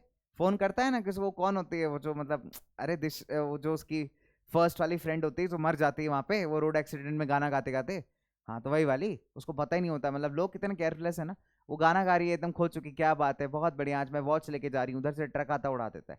ठीक है, तो मतलब हालांकि वो मूवी है, रियलिटी में तो नहीं पता, but that was uneventful. But एक चीज़ और सीखते हैं भैया, रोड पे सेफ्टी रूल्स फॉलो करने चाहिए, है ना। चलते चलते तुम रोड पे इंस्टाग्राम रील बनाओगे तो भैया क्या होगा, ट्रक आएगा उड़ा देगी। सिंपल है कि नहीं? तो बहुत नॉर्मल है। पता चला यहाँ पे लोग कर रहे हैं पतली कमरिया मुरी, हाय हाय हाय हाय बोल ही पाए थे, ट्रक आई उड़ा चली गई। तो ऐसी चीजें हो सकती हैं, तो सावधान रहें, सतर्क रहें। ठीक है, लेकिन वो उसमें बोलता है ना औरंगाबाद हम आए डन बढ़िया, तो आप देखो उसको वहां जहाँ खेलने जाता है वहां पे। ठीक है, तो औरंगाबाद बच्चे यहाँ पे करेक्ट आंसर था। आगे बढ़ते हैं क्वेश्चन नंबर 12 पे। क्वेश्चन कहता है कि इनमें से कौन सा ऐसा एरिया है जो कि वुलन टेक्सटाइल्स के लिए जाना जाता है। ठीक है, 4 ऑप्शन है आपके पास। अच्छा सवाल है, बढ़िया सवाल है, आपको ट्रिक कर सकता है यहाँ पे। तो उन एरियाज को आप हटा दो जो आपको लगता है कि वुलन टेक्सटाइल्स के लिए नहीं जाने जा सकते। ठीक है, तो अगर उनको एलिमिनेट करोगे तो आपको एक बढ़िया सा आपको आंसर मिल जाएगा। ठीक है, चलिए इसके लिए भी मैं आपको देता हूं सिर्फ 5 सेकंड्स का टाइम, और टाइम स्टार्ट्स नाउ। 5 4 3 2 1 तड़ाम, खत्म। देखिए पोरबंदर है गुजरात में, Gujarat is known for cotton but not very much for woollen. ठीक है, तो बीकानेर एक ऐसा आंसर है बच्चे यहाँ पे सबसे ज्यादा प्रोबेबल था, known for woollen textiles. Ludhiana होता तो हम बिल्कुल लुधियाना के साथ जा सकते थे, तो लुधियाना भी जाना जाता है इसके लिए। ठीक है, चलिए आगे सवाल करते हैं अगले क्वेश्चन पे। Which of the following is a centre for cotton textile? Cotton textile, ठीक है, जलगांव, कोलार, जयपुर या लुधियाना। देखिए इस इन ऑप्शंस में से एक ऑप्शन ऐसा है जिसको cotton textile district of Maharashtra कहा जाता है। कभी गूगल जब आप करेंगे कि which is the cotton textile district of Maharashtra, तो इसी ऑप्शन का सबसे पहले नाम आएगा। ठीक है, तो ये छोटा सा हिंट मैंने आपको दिया है। अब इस हिंट पे बेसिस पे आप बताइए मुझे कि इसका सही जवाब क्या होना चाहिए। जलगांव होना चाहिए, कोलार होना चाहिए, जयपुर होना चाहिए, या फिर लुधियाना होना चाहिए। चलो आपका समय शुरू होता है। अरे भैया समय कहाँ हो भाई, शुरू हो जाओ, ये समय शुरू हो। चलो भाई समय आपका शुरू हो गया है। 5 4 3 2 1 and your time is up, come on, बहुत बढ़िया। चलिए 3 सेकंड्स और दे दिए मैंने आपको। करेक्ट आंसर बच्चे इसका option number A, that is Jalgaon. Jalgaon in Maharashtra is also known as the cotton textile district. ठीक है, अगला सवाल कहता है भारत के पास सेकंड ये अच्छा क्वेश्चन है, रिपीटेड क्वेश्चन है, यहां पे लिख देता हूं पीवाईक्यू है, ठीक है। तो इंडिया के पास सेकंड लार्जेस्ट कैपेसिटी है स्पिंडल्स की in the world after one country. जिस कंट्री ने एग्रीकल्चर में इतनी बार तुम्हारे सामने आकर के अपना नाम दिखाया है, ये वो देश है जिससे हम बिल्कुल भी दोस्ती रखना बिल्कुल पसंद नहीं करते, बहुत ही नालायक देश है। लेकिन यहाँ की जो कुजीन है जिसको हमने इंडियन तड़का दे दिया है, उसके आपकी दोस्ती बहुत ज्यादा है, यानी आपको काफी पसंद है वो खाना, ठीक है। चलिए, तो आपसे पूछा जाए, आपसे पूछते हैं भाई कि क्या होना चाहिए इसका answer, China, US, United kingdom या फिर रशिया। और आपका समय एज यूजुअल 5 सेकेंड्स का शुरू होता है आप। 5 4 3 2 1 and your time is up. क्या इस बार मैं 1 सेकेंड से लेट हूं, बहुत दुख होता है मेरे को, 1 सेकेंड से लेट हूं भाई इस बार में। चलो कोई नहीं, तो करेक्ट आंसर क्या होना चाहिए भैया, चीनी मीनी चीन चाओ चाइना, ठीक है, from Chandni Chowk to China. तो पहला सिंपल सा ऑप्शन था बच्चे, option number A, that is China. चलो भैया अगले क्वेश्चन पे आते हैं, क्वेश्चन नंबर 15 पे। देखिए क्वेश्चन नंबर 15 में अगर हम बात करें, इंडिया के पास एक लार्ज शेयर है world trade off cotton yarn, यान मतलब होता है धागा, ठीक है। तो वर्ल्ड ट्रेड का कितना प्रतिशत कॉटन यान भारत से जाता है, ठीक है। आपके पास 4 ऑप्शन है, अगर हम बात करें बच्चे 25%, 50%, 90% या फिर 70%। बहुत आसान सा सवाल है, आपका समय एज यूजुअल शुरू होता है आप, ठीक है। 5 4 3 2 1 एंड 1 2 का 4, 2 3 का 4। चलो करेक्ट आंसर क्या हुआ, करेक्ट आंसर आ गया आपका फाइनली। चलो तो करेक्ट आंसर बच्चे 1/4 या फिर 25%, ठीक है। तो अगर हम बात करें टोटल ट्रेड का, तो अगर हम यान की बात करते हैं ना, तो यान में भारत का जो शेयर है वो करीब 25% का है। लेकिन अगर वही आप गारमेंट्स की बात करोगे, तो गारमेंट्स में हम बहुत पुअर परफॉर्म करते हैं। गारमेंट्स में वर्ल्ड ट्रेड में हमारा शेयर सिर्फ 4% का है, राइट। तो अपने आप में एक बहुत ही स्टॉकिंग डिफरेंस आता है जब आप यान की बात करते हो या फिर आप किसकी बात करते हो भाई, हमारे इस पर्टिकुलर गारमेंट्स की, ठीक है। एंड प्रॉब्लम यहाँ पे इसी बात की आती है कि मच ऑफ द जो गुड क्वालिटी यार्न है ना, जो much of the good quality fibre है, उसको हम अच्छे तरीके से कपड़े में कन्वर्ट कर ही नहीं पाते। तो ये एक सबसे बड़ा रीजन है जिसके चलते हमारा बहुत सारा यार्न जो है बाहर एक्सपोर्ट कर दिया जाता है, एंड वापस में वही लोग हमको महंगा बना करके बेचते हैं। तो हम लोग का पप्पू कोई नहीं बना रहा है, हम लोग खुद बना रहे हैं। चलिए अगले सवाल पे आते हैं। अब इसमें आपको टाइमर तो मैं नहीं दे सकता, तो टाइमर को हम लोग हटाते हैं यहाँ से, ठीक है। और भैया तुम नीचे जाओ, तुम्हारा काम बहुत हो गया, थैंक यू सो मच, जाइए आप नीचे, ओके ठीक है। चलिए आगे बढ़ते हैं यहाँ पे भाई। तो सवाल ये पूछता है आपसे कि what are the basic industries, इसका एग्जांपल दीजिए, ठीक है। देखिए 2 नंबर का एक क्वेश्चन है, 2 ही नंबर मैं इसको दूंगा, इससे ज्यादा इसका वैल्यू है ही नहीं, ठीक है। एकदम लुल इजी क्वेश्चन है, एकदम बहुत इजी क्वेश्चन है। चलिए तो अगर हम बात करें यहाँ पे बेसिक इंडस्ट्रीज की, तो देखिए बेसिक इंडस्ट्रीज क्या होती हैं, एक ऐसी इंडस्ट्री है जो किसी और के लिए रॉ मटेरियल सप्लाई कर रही है, ठीक है। जैसे आयरन एंड स्टील हो गया मान लीजिए। अब आयरन एंड स्टील में जो भी आयरन एंड स्टील बनाया जाता है, वो डेफिनेट सी बात है कोई और industry as a raw material use करेगी। अब मान लीजिए मेरी कार की कंपनी है, एकदम खतरनाक कार बनाता हूं, एकदम लोहा डाल के ताबड़तोड़, ठीक है। तो भाई आयरन एंड स्टील जो है मेरे लिए क्या है, एक रॉ मटेरियल है, उसको मैं कार में कन्वर्ट करूंगा। तो ये क्या करती हैं, जो ऐसी इंडस्ट्रीज होती हैं आपकी बेसिक इंडस्ट्रीज, ये किसी और इंडस्ट्री को जो है माल सप्लाई करती हैं, सामान देती हैं, ठीक है। तो इनका जो फाइनल प्रोडक्ट है वो किसी और के लिए एक रॉ मटेरियल है, ठीक है।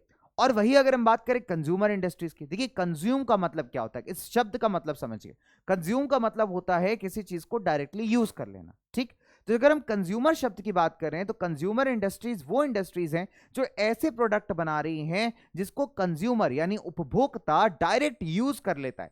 जैसे टूथपेस्ट हो गया, सुबह करते हो कि नहीं करते हो, कुछ लोग करते ही नहीं भाई, उसके बाद खतरनाक ही होता है उनके पास खड़ा होना, ठीक है। बट ऐसे लोगों को बहुत फायदा होता है, कहीं भी जाते हैं तो पब्लिक भाग जाती है दूर दूर तक, ठीक है। तो टूथब्रश और टूथपेस्ट, मतलब टूथपेस्ट की अगर हम बात करें तो डायरेक्टली उसको हम लोग कंज्यूम कर रहे हैं, ठीक। तो हम लोग एग्जैक्टली उसको कंज्यूम कर रहे हैं। तो जो टूथपेस्ट बनाने वाली कंपनी वो क्या हो गई, कंज्यूमर इंडस्ट्री हो गई। लेकिन ऐसी इंडस्ट्री जो किसी और के लिए रॉ मटेरियल सप्लाई कर रही है, यानी जो उसका फाइनल प्रोडक्ट है वो किसी और का रॉ मटेरियल है, ठीक है। तो बहुत सिंपल सी बात है, वो ऐसी इंडस्ट्रीज कहलाती हैं आपकी बेसिक इंडस्ट्रीज, ठीक है। अब इसी को हम थोड़ा सा पॉइंट के फॉर्म में लिखेंगे, जैसे अपना सीबीएसई बोलता है।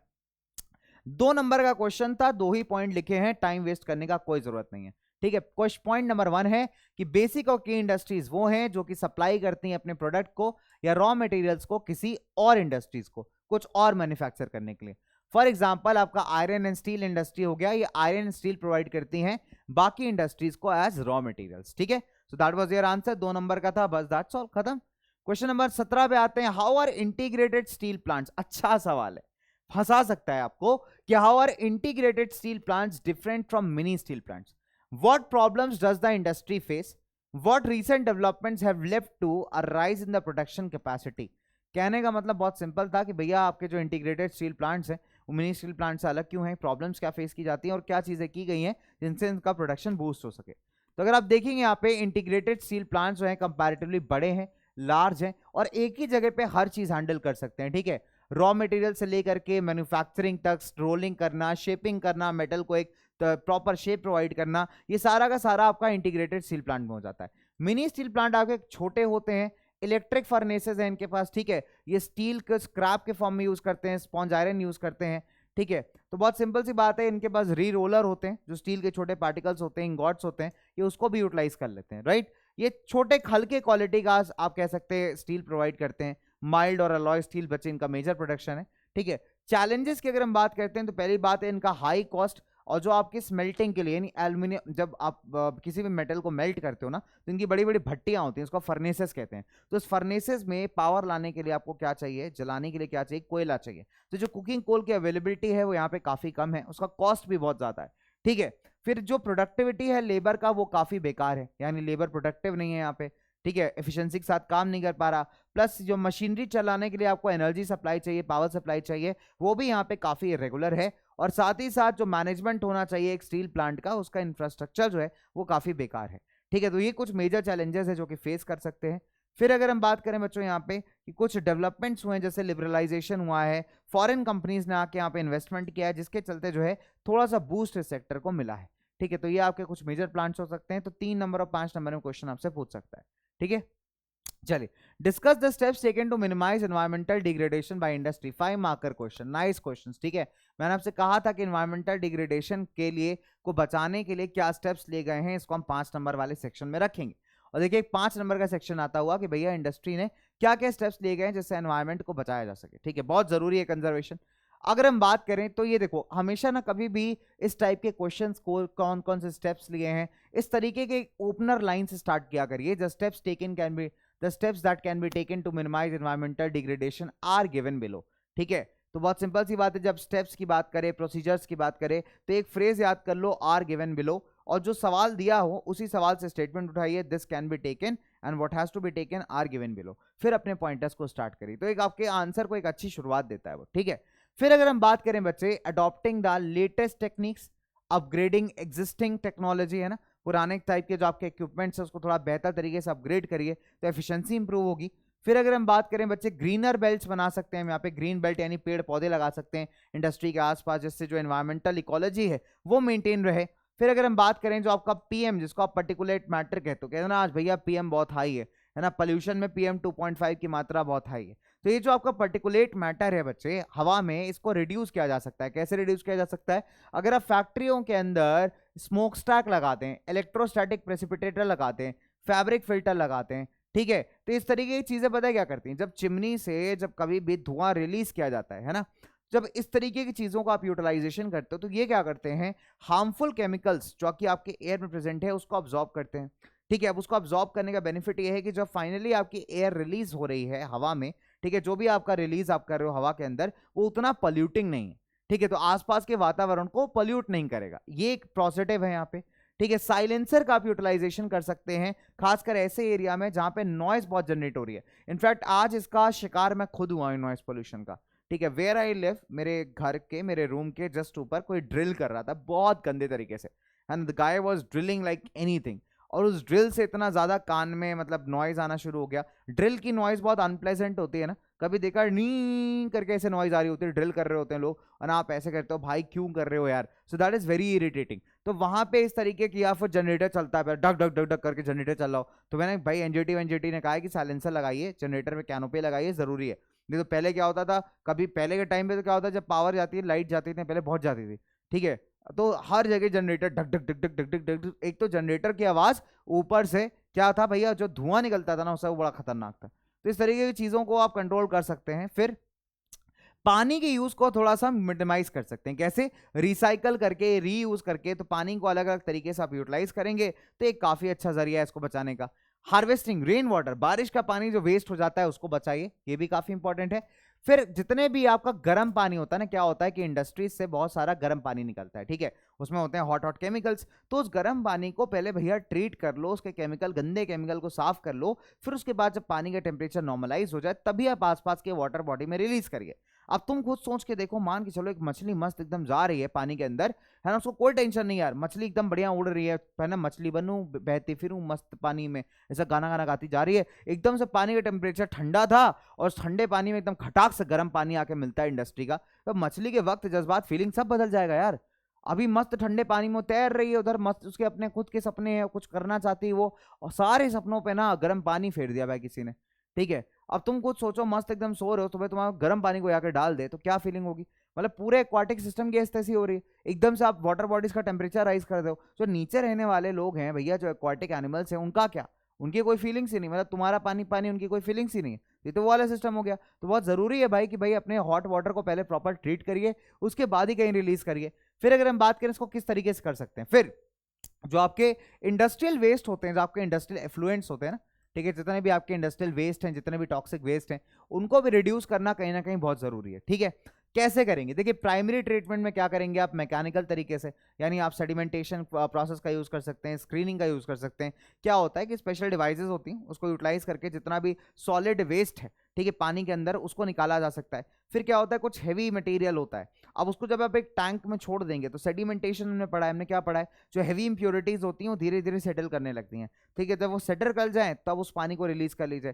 फिर उसके बाद जो है उसमें और बायोकेमिकल प्रोसेस जो होते हैं वो लगाइए, नहीं बायोलॉजिकल प्रोसेस लगाइए, कुछ माइक्रो ऑर्गेनिजम्स ऐसे होंगे जो क्लीनिंग में काफी हेल्प करेंगे, उनको ऐड किया जा सकता है। फिर अगर हम बात करें टर्शरी ट्रीटमेंट में, जो बायोलॉजिकल, केमिकल और फिजिकल प्रोसेस हैं, इन तीनों को मिला करके फाइनली पानी को रिसाइकल किया जा सकता है। तो यानी ऐसा वेस्ट वाटर, ऐसा खराब पानी और भी किसी काम में यूटिलाइज किया जा सकता है, यूज किया जा सकता है। तो ये कुछ तरीके हैं जिससे आप एनवायरमेंटल पोल्यूशन को थोड़ा मिनिमाइज जरूर कर सकते हैं। चलिए अब आते हैं हमारे एक पैराग्राफ बेस्ड क्वेश्चन पे, यानी केस स्टडी दी हुई है, तो इस केस स्टडी को हम पढ़ेंगे और काफी डायरेक्ट केस स्टडी है, तो अगर ये आता है तो आपकी बल्ले बल्ले है, क्योंकि इससे बहुत डायरेक्ट क्वेश्चंस बनने के चांसेस है, ठीक है। अच्छा पढ़ते हैं भाई इसको, एनटीपीसी शोज द वे, ये आपके ही बुक का एक एग्जांपल है, हालांकि मैंने बुक का स्निप नहीं लिया क्योंकि फिर आपको समझ में नहीं आता क्लियरली, मैंने सोचा कि क्यों ना इसको एक फॉर्मेट में लिख लिया जाए। तो कहता है कि क्वेश्चन भैया, read the following paragraph and answer the questions that follow, ठीक है। चलिए, तो एज यूजुअल व्हेन आई से कि भैया मैं क्वेश्चन आपको दूंगा और क्वेश्चन आपको आराम से आपके कमेंट सेक्शन पे आंसर करना है। तो एनटीपीसी एक मेजर पावर प्रोवाइडिंग कॉर्पोरेशन है, एनटीपीसी का फुल फॉर्म है नेशनल थर्मल पावर कॉर्पोरेशन, ठीक है। इसमें आईएसओ सर्टिफिकेशन मिला है इसको ईएमएस के लिए, यानी एनवायरमेंट मैनेजमेंट सिस्टम के लिए, ठीक है। सर्टिफिकेशन नंबर है 14001। कॉर्पोरेशन ने एक जबरदस्त अप्रोच यहाँ पे अपनाया है for preserving the natural environment and resources like water, oil and gas and fuels in places where it is setting up the power plants, ठीक है। तो जहां जहां ये पावर प्लांट सेटअप कर रही है, इसने इस चीज का ध्यान रखा है कि जितने भी नेचुरल रिसोर्सेज हैं उनको कंजर्व करके सस्टेनेबल तरीके से यूटिलाइज किया जाए।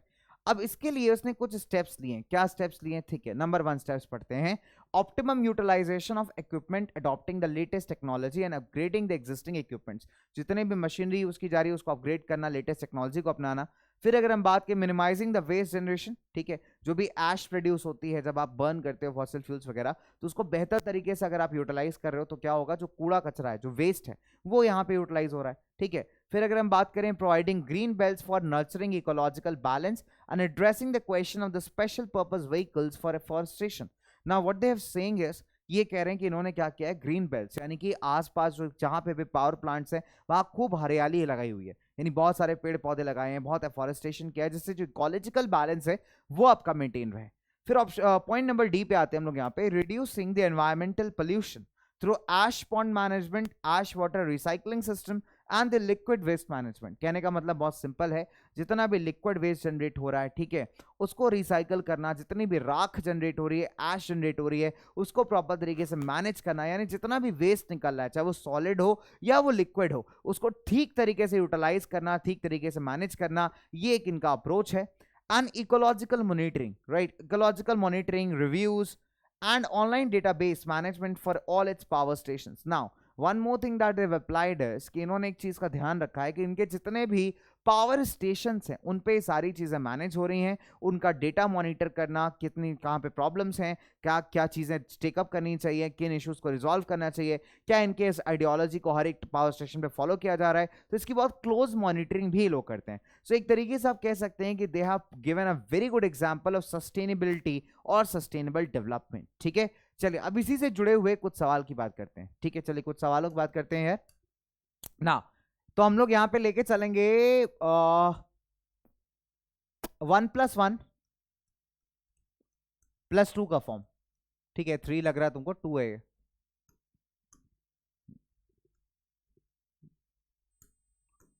1+1+2 का फॉर्म। ठीक, चलिए क्वेश्चन 1 की बात करते हैं यहां पे।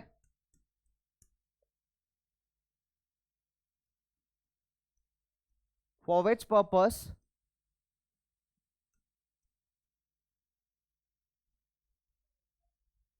has NTPC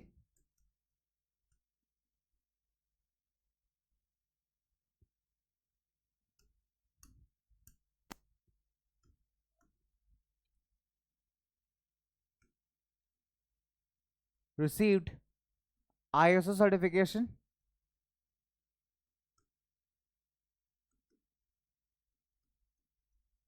Question 1. Question 2.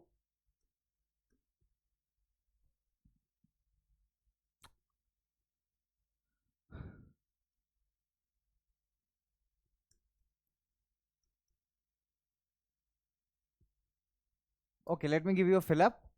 Fill up देते हैं यहाँ पे।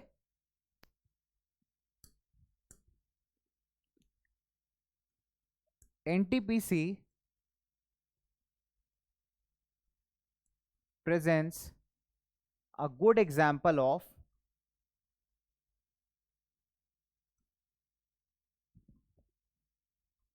dash development,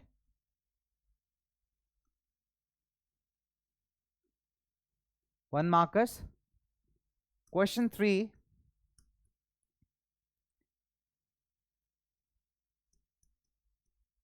Give 2 steps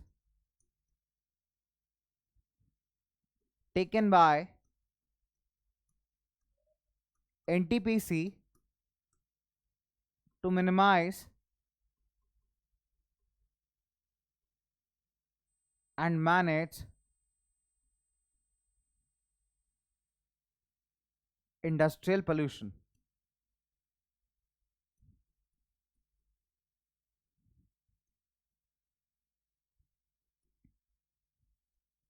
industrial pollution, this is for 2 markers. ठीक है, तो ये 3 क्वेश्चन है बेटा। ये क्वेश्चंस आपको कहां करने हैं? क्वेश्चंस आपको करने हैं आपके कमेंट सेक्शंस के ऊपर। ठीक है, बहुत ही सिंपल, कहां करने हैं बेटा आपको? आपके कमेंट सेक्शन के ऊपर। ठीक है, पहली बात कि किस पर्पस के लिए एनटीपीसी को आईएसओ सर्टिफिकेशन मिला है। दूसरा, एनटीपीसी किस चीज का एग्जाम्पल प्रेजेंट करता है। तीसरा, 2 स्टेप्स बताने हैं जो कि एनटीपीसी ने लिए हैं मिनिमाइज करने के लिए और मैनेज करने के लिए अपने इंडस्ट्रियल पोल्यूशन को। ठीक है, so these are the 4 questions. तो 3 questions I mean worth 4 marks. तो बहुत सिंपल से हैं, बहुत आसान से हैं, बहुत इजी से हैं, इसको सॉल्व कर सकते हैं बच्चों आप। चलिए आगे बात करते हैं। एक और सवाल आता है कि thermal pollution is a serious threat to aquatic ecosystems, explain with reference to its causes and impacts. ठीक है, इस क्वेश्चन को मैं 3 और 5 दोनों में रखूंगा, हालांकि मैंने आपको 3 नंबर के लिए ज्यादा प्रेफर करूंगा इस क्वेश्चन को, फिर भी 5 पॉइंट्स आपको दे दिए ताकि आपके पास कंप्लीट 5 पॉइंट्स रहे। सवाल को समझिए, सवाल क्या कहता है? सवाल कहता है कि जो थर्मल पोल्यूशन है उसने एक बहुत ही ज्यादा खतरा पैदा किया है एक्वाटिक लाइफ के लिए, एक्वाटिक इकोसिस्टम के लिए। एक्सप्लेन करिए इस बात को, उसके कॉजेस बता के, इसके इंपैक्ट्स बता के। ठीक है, कुल मिला के थर्मल पोल्यूशन क्या है ये बताना है, उसका इंपैक्ट क्या है ये बताना है। सिंपल सीधा क्वेश्चन है। ठीक है, सिंपल है। आगे चलते हैं। तो क्वेश्चन बहुत सिंपल है कि थर्मल पोल्यूशन कब होता है पानी का? जब untreated hot water thermal plant से डायरेक्टली रिवर और पॉन्ड्स में बिना कूल किए रिलीज कर दिया जाता है। ठीक है, फिर क्या होता है बच्चे? जो वेस्ट है न्यूक्लियर पावर प्लांट से या न्यूक्लियर या फिर वेपन प्रोडक्शन एरिया से जहाँ पे हथियार वगैरह बनाए जा रहे हैं, ठीक है, तो इससे जब जब वेस्ट जाता है, ठीक है, खासकर इस गर्म पानी में जो टॉक्सिक केमिकल्स मिल करके जब नियर बाय वाटर बॉडीज में जाते हैं और फिर वो वाटर बॉडीज का पानी किस कोई और शहर में सप्लाई होगा, लोग उसको कंज्यूम करेंगे, तो वहां से कैंसर होने के चांसेस बहुत हो सकते हैं, बर्थ डिफेक्ट्स होते हैं और मिसकैरेजेस हो सकते हैं। मिसकैरेज क्या होता है कि मान के चलिए कि कोई विमेन जो है वो एक्सपेक्ट कर रही है बेबी और लास्ट मोमेंट पे कहीं ना कहीं बच्चे जा करके वो मतलब बेबी डेवलप ही नहीं हो पा रहा एक तरीके से, या फिर अनफॉर्चुनेट बेबी वहाँ पे डाई कर जा रहा है, राइट। तो ऐसे केसेस में मिसकैरेज केसेस कर सकते हैं। तो ये तब भी हो सकता है, ये तब भी पॉसिबल है अगर आप वाटर पोल्यूटेड वाटर को कंज्यूम कर रहे हैं, ठीक है। फिर अगर हम बात करें, सॉइल एंड वाटर पोल्यूशन बहुत क्लोजली रिलेटेड है। अब होता क्या है कि जब आप वेस्ट को डंप करते हैं, खासकर ग्लास हो गया, फिर हार्मफुल केमिकल्स हो गए, या इंडस्ट्रियल वेस्ट हो गया किसी प्रकार का, ठीक है, सॉल्ट हो गया, गार्बेज हो गया, तो है ना, ये जब कभी भी जमीनों पे आप वेस्ट को थ्रो आउट करते हैं तो बेटा ये क्या करता है, आपके सॉइल को भी बेकार कर देता है, ठीक है। एंड जब रेन वाटर सॉइल के थ्रू नीचे जाता है ना भाई, नॉर्मल सी बात है, जो बारिश का पानी है वो जमीन के थ्रू क्या होता है, नीचे की तरफ जाता है, सरफेस की तरफ जाता है, ग्राउंड वाटर बनता है, ठीक है। तो अपने साथ साथ ये जो गंदगी है ना, ये भी लेके चला जाता है। तो आप कह सकते हो जो ग्राउंड वाटर है वो भी आपका यहाँ पे पल्यूट हो रहा है, right. So ground water also gets contaminated. तो ये कुछ इंपैक्ट्स हैं, कुछ रिलेटेड टॉपिक्स हैं जो आप इस क्वेश्चन के अंदर एक्सप्लेन कर सकते हैं, ठीक है। चलिए अब आते हैं बच्चे हमारे आज के लास्ट हिस्से पे, यानी कि हमारा मैप वर्क। तो देखिए मैप वर्क में सबसे इंपॉर्टेंट है कि हमारा सोर्स हम मेंशन कर दें। तो भैया ये मैंने अपनी श्रद्धा अनुसार बिल्कुल भी नहीं लिया है मैप, इसका सोर्स है आपकी प्यारी बुक दैट इज NCERT, ठीक है भाई। तो इसका सोर्स बहुत जरूरी है ताकि आपको पता रहे कि सर कहाँ की बात कर रहे हैं, ठीक है। तो द सोर्स इज NCERT, इसको और क्लियरली हम लोग मेंशन कर लेते हैं। चलिए थोड़ा सा बड़ा बड़ा लिख लेते हैं, तो I think it will be more much clearer, ठीक। चलिए सोर्स इज NCERT, ठीक है भाई। चलिए सिंपल है, बेसिक है, नॉर्मल है। अब हम समझते हैं, देखिए अगर आप NCERT का सिलेबस उठा के देखेंगे, आप अगर प्रॉपर nic.in पे जाके देखिए, तो उन्होंने बड़े प्यार से मेंशन किया हुआ है कि सर ये जो है चीजें हम पूछने वाले हैं हमारे मैप बेस्ड सेक्शन में, ठीक है, नॉर्मलाइज्ड। अब देखेंगे बड़े आसान है, मतलब ये नंबर आपका फुल शॉर्ट स्कोर कर सकते हो। नोएडा, गांधीनगर, मुंबई, पुणे, हैदराबाद, बेंगलुरु, चेन्नई, तिरुवनंतपुरम, ठीक है। ये मेजर सॉफ्टवेयर टेक्नोलॉजी पार्क्स हैं, इसमें से कोई एक लोकेट और लेबल करने को देता है। जो सबसे ज्यादा रिपीट हुआ है वो है आपका नोएडा, ठीक है। सबसे ज्यादा रिपीट हुआ है आपका नोएडा, बेंगलुरु, हैदराबाद, ये मैक्सिमम रिपीट होने वाले एरियाज हैं, मैक्सिमम रिपीटेड है, ठीक है। उनको लगता है लोगों को नोएडा पता ही नहीं है, बट नोएडा मार्क करना बहुत ईजी है। नोएडा पड़ता है दिल्ली से लगा लगा, बिल्कुल दिल्ली से सटा हुआ है, सैटेलाइट सिटी है, ठीक है। दिल्ली NCR का पार्ट है और ऑफिशियली है उत्तर प्रदेश का पार्ट, ठीक है। तो अगर आप देखेंगे ध्यान से, एक बढ़िया सा यहाँ पे पेन चूज किया जाए, ठीक है। तो पहला अगर हम बात करें नोएडा, तो आप कैसे पहचानेंगे, देखिए मैं आपको बता रहा हूं। पहला चीज देखिए, किसी भी मैप, किसी भी नक्शे को करने का पहला तरीका है कि आपको स्टेट मार्क करने आने चाहिए। अगर स्टेट मार्क करने आते हैं, आधा काम आपका सॉल्व हो गया। तो अगर नहीं आते तो पहला काम करिए, भारत के पॉलिटिकल मैप पे स्टेट मार्क करना सीखिए, स्टेट और कैपिटल, ठीक है। अब अगर आप यूपी को देखेंगे, ठीक है, ये मेरा यूपी है, ठीक। अब देखो पहचानना कैसे, इसका एक जुगाड़ बनाते हैं। जब हमें नहीं आता तो हम क्या करते हैं, जुगाड़ टेक्नोलॉजी लगाते हैं, ठीक है। अब जुगाड़ टेक्नोलॉजी कैसे देखें, देखो नेपाल दिख रहा है, ये तो समझ में आता होगा सर बड़ा सा नेपाल है। ये देखो नेपाल का स्टार्टिंग है, कुछ नहीं करना है, बहुत सिंपल।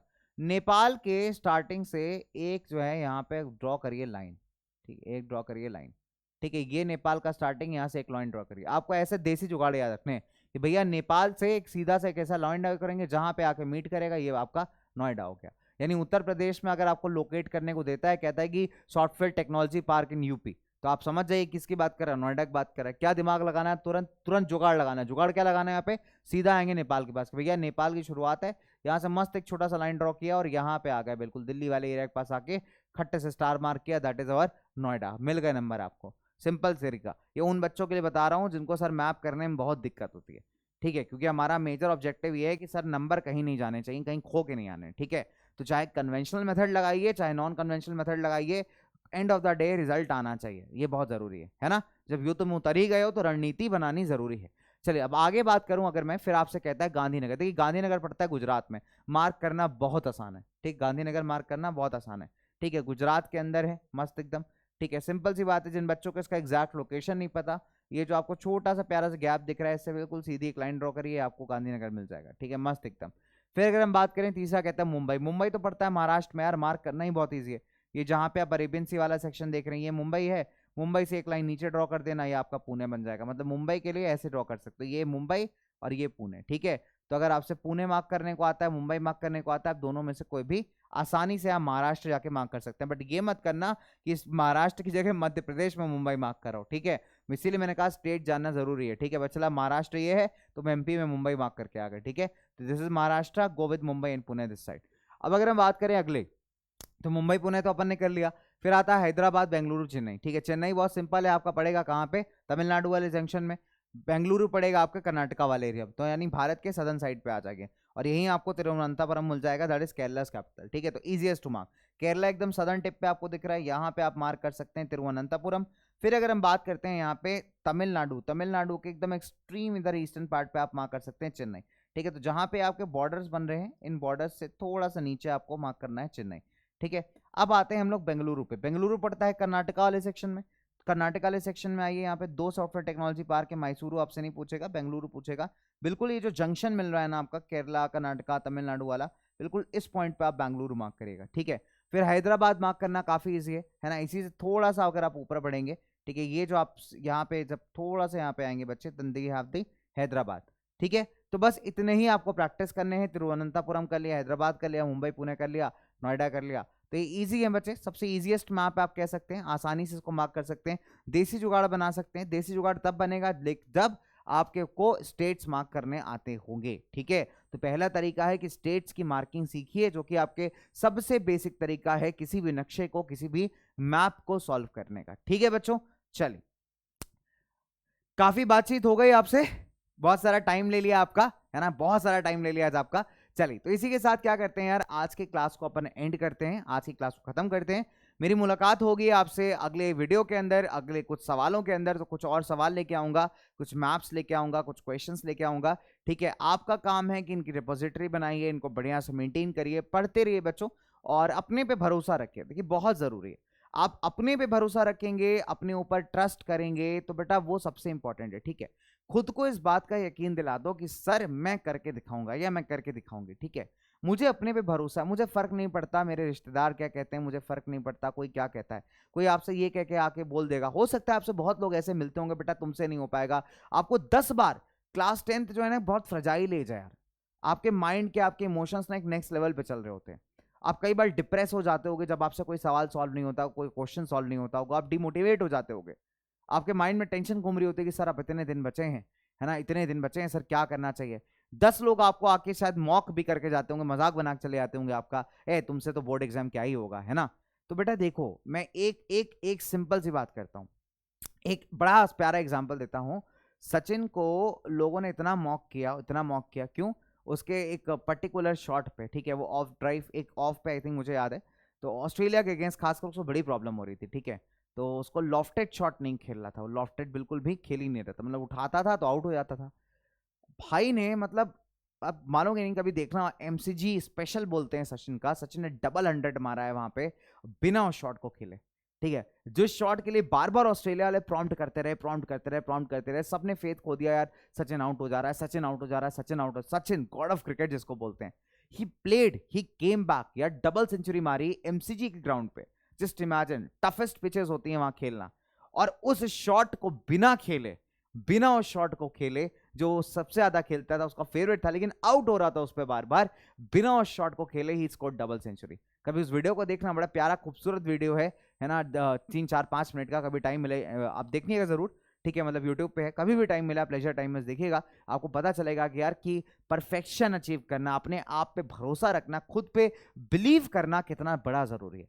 तो आपसे कोई क्या कह के जाता है ना, इस बात को बिल्कुल ध्यान मत दीजिए, जब आपके रिजल्ट बोलेंगे ना उस दिन आप बात करना। ठीक है, बात उस दिन करेंगे जिस दिन रिजल्ट बोलेंगे। तो अभी क्या कोई बोलता है, आपको कुछ भी डिमोटिवेट करके जाता है, आपको कुछ भी फालतू बोल के जाता है ना, सिंपल सी बात है, इग्नोर करो। आपको पता है क्या, great minds they discuss ideas and narrow minds they discuss people, that's a difference.